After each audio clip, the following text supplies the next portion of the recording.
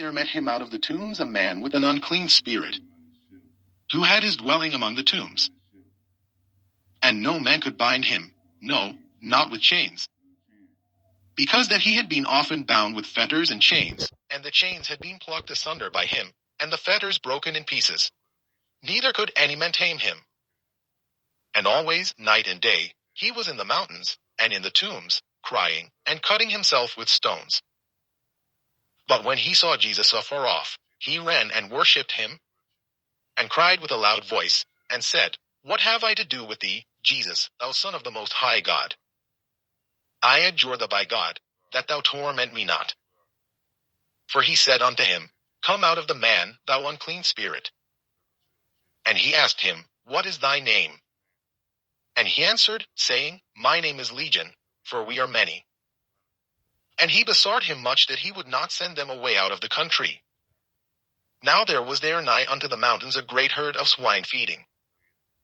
And all the devils besought him, saying, Send us into the swine, that we may enter into them. And forthwith Jesus gave them leave. And the unclean spirits went out, and entered into the swine. And the herd ran violently down a steep place into the sea. They were about 2,000. And were choked in the sea. And they that fed the swine fled, and told it in the city, and in the country. And they went out to see what it was that was done. And they come to Jesus, and see him that was possessed with the devil, and had the legion, sitting, and clothed, and in his right mind. And they were afraid. And they that saw it told them how it befell to him that was possessed with the devil, and also concerning the swine. And they began to pray him to depart out of their coasts. And when he was come into the ship, he that had been possessed with the devil prayed him that he might be with him. Howbeit Jesus suffered him not, but saith unto him, Go home to thy friends, and tell them how great things the Lord hath done for thee, and hath had compassion on thee. And he departed, and began to publish in Decapolis how great things Jesus had done for him. And all men did marvel. And when Jesus was passed over again by ship unto the other side, much people gathered unto him, and he was nigh unto the sea. And, behold, there cometh one of the rulers of the synagogue, Jairus by name. And when he saw him, he fell at his feet, and besought him greatly, saying, My little daughter lieth at the point of death. I pray thee, come and lay thy hands on her, that she may be healed. And she shall live. And Jesus went with him. And much people followed him, and thronged him. And a certain woman, which had an issue of blood 12 years, and had suffered many things of many physicians, and had spent all that she had, and was nothing bettered, but rather grew worse, when she had heard of Jesus, came in the press behind, and touched his garment. For she said, If I may touch but his clothes, I shall be whole. And straightway the fountain of her blood was dried up. And she felt in her body that she was healed of that plague.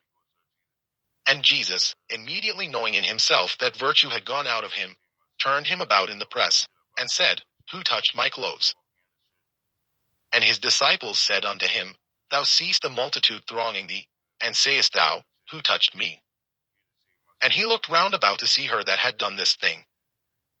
But the woman fearing and trembling, knowing what was done in her, came and fell down before him, and told him all the truth. And he said unto her, Daughter, thy faith hath made thee whole. Go in peace, and be whole of thy plague. While he yet spake, there came from the ruler of the synagogue's house certain which said, Thy daughter is dead. Why troublest thou the master any further? As soon as Jesus heard the word that was spoken, he saith unto the ruler of the synagogue, Be not afraid, only believe. And he suffered no man to follow him, save Peter, and James, and John the brother of James.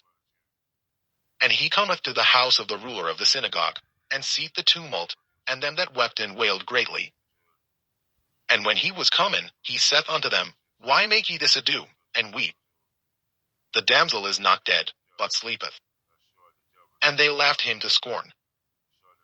But when he had put them all out, he taketh the father and the mother of the damsel, and them that were with him, and entereth in where the damsel was lying.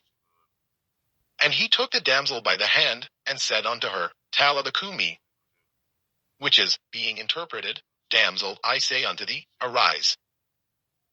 And straightway the damsel arose, and walked.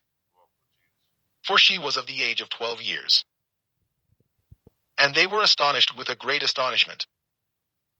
And he charged them straitly that no man should know it, and commanded that something should be given her to eat. Mark chapter 6. And he went out from thence, and came into his own country, and his disciples follow him. And when the Sabbath day was come, he began to teach in the synagogue. And many hearing him were astonished, saying, From whence hath this man these things? And what wisdom is this which is given unto him, that even such mighty works are wrought by his hands? Is not this the carpenter, the son of Mary, the brother of James, and Joses, and of Judah, and Simon? And are not his sisters here with us? And they were offended at him.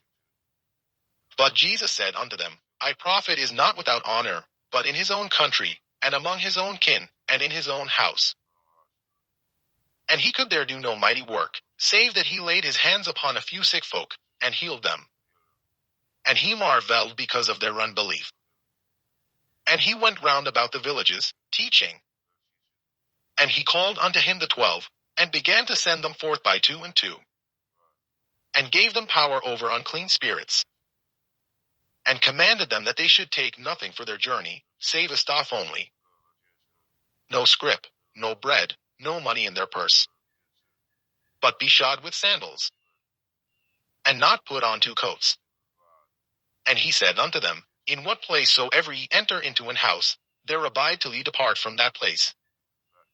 And whosoever shall not receive you, nor hear you, when ye depart thence, shake off the dust under your feet for a testimony against them. Verily I say unto you, it shall be more tolerable for Sodom and Gomorrah in the day of judgment, than for that city. And they went out, and preached that men should repent.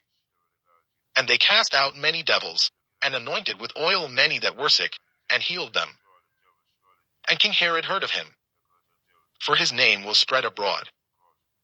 And he said, that John the Baptist was risen from the dead, and therefore mighty works do shew forth themselves in him. Others said, that it is Elias. And others said, that it is a prophet, or as one of the prophets. But when Herod heard thereof, he said, It is John, whom I beheaded. He is risen from the dead.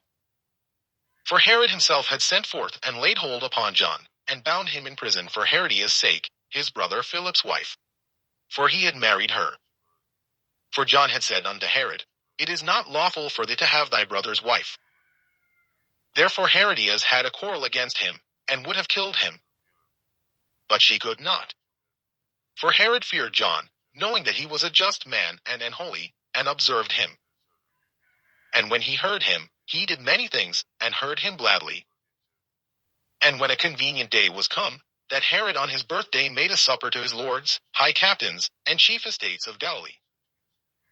And when the daughter of the said Herodias came in, and danced, and pleased Herod and them that sat with him, the king said unto the damsel, Ask of me whatsoever thou wilt, and I will give it thee.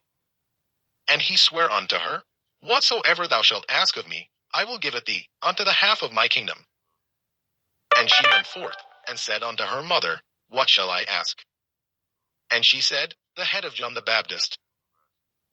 And she came in straightway with haste unto the king, and asked, saying, I will that thou give me by and by in a charger the head of John the Baptist. And the king was exceeding sorry. Yet for his oath's sake, and for their sakes which sat with him, he would not reject her. And immediately the king sent an executioner, and commanded his head to be brought. And he went and beheaded him in the prison, and brought his head in a charger, and gave it to the damsel, and the damsel gave it to her mother.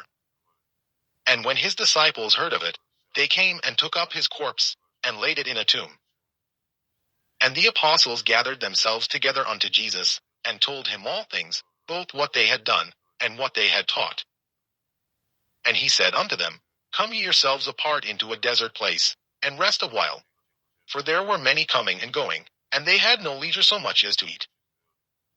And they departed into a desert place by ship privately.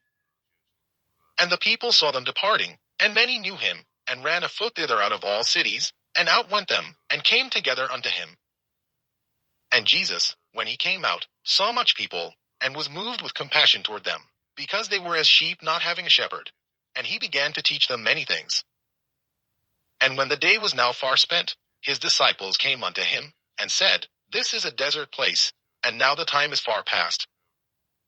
Send them away, that they may go into the country round about, and into the villages, and buy themselves bread. For they have nothing to eat. He answered and said unto them, Give ye them to eat. And they say unto him, Shall we go and buy 200 pennyworth of bread, and give them to eat? He saith unto them, How many loaves have ye? Go and see. And when they knew, they say, 5, and 2 fishes. And he commanded them to make all sit down by companies upon the green grass. And they sat down in ranks, by hundreds, and by 50s. And when he had taken the 5 loaves and the 2 fishes, he looked up to heaven, and blessed, and brake the loaves, and gave them to his disciples to set before them. And the 2 fishes divided he among them all. And they did all eat, and were filled. And they took up 12 baskets full of the fragments,